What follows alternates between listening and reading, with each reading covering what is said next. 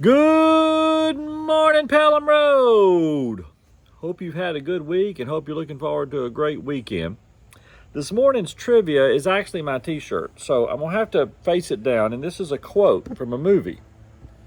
This aggression will not stand, man. This aggression will not stand, man. Your job, without Googling it, is to tell me what movie is that from. Post it in the comments below, okay? And this is Storytime Friday, okay? So here's your story.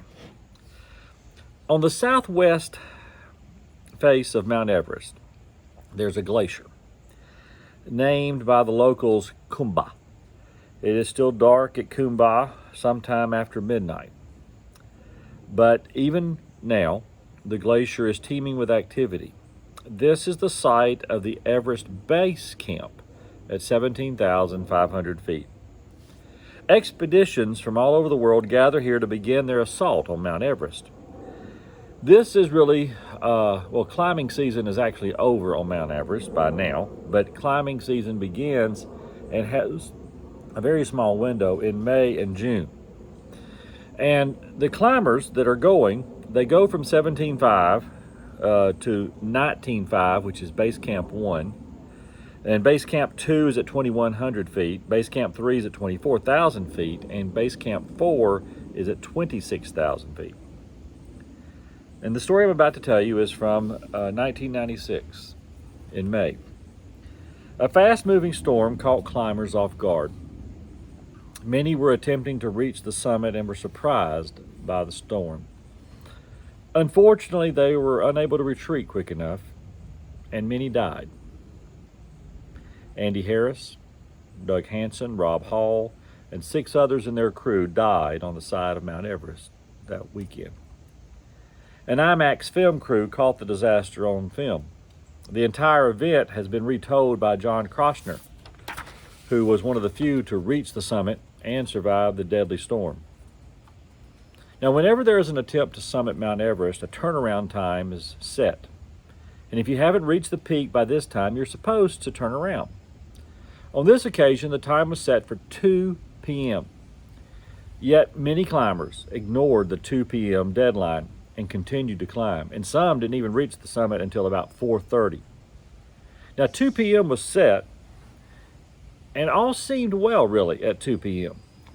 Now, the pre-established time of 2 was based on anticipated changes in the weather and the amount of time required traveling back down to Camp 4 before it was too dark. Thus, because things seemed well and the weather was good at 2, these climbers ignored the pre-established turnaround time. And in the end, this was their fatal mistake. Present conditions cannot predict future results.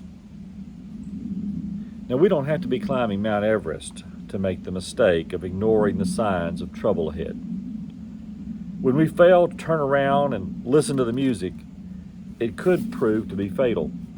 Now, sometimes we're fooled because things seem so good. The sky is clear and we can't see the storm blowing in, so we assume all is well, don't worry.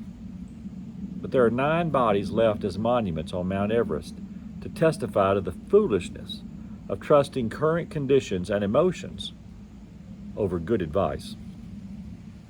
I suppose the thing which pulls experienced climbers up Mount Everest, ignoring good judgment and reason, is the same thing which keeps most of us ignoring good judgment here at sea level.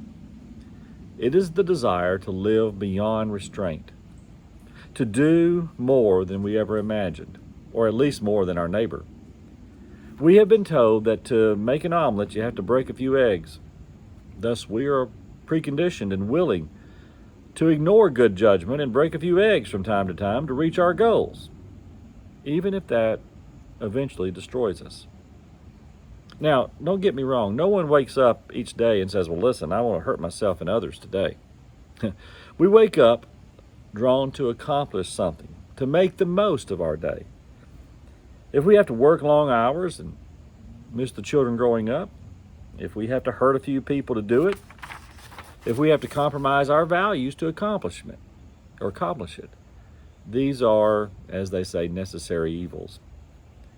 But I think we know when we told an untruth to close a deal, or we know when we pull in the driveway at 9 in the evening, that we are cutting off our nose to spite our face. But we still do it because the potential for reward is so great. Andy Harris was an accomplished climber. I mean, he had climbed Mount Everest before. But on this day, instead of listening to the wisdom of the ages and turning around, he continues up the face of the mountain to his own death. But where is our ego taking us? Where is our behavior leading us? Have you ever considered how fish sort of swallow their prey?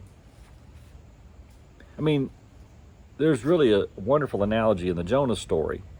You see, whales often suck their prey in.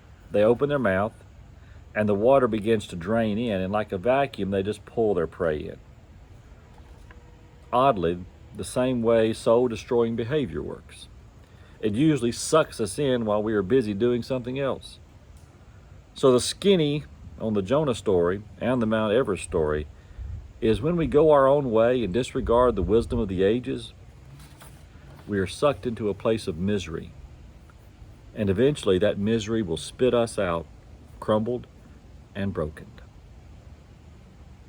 So listen to the wisdom of the ages. Have a great weekend.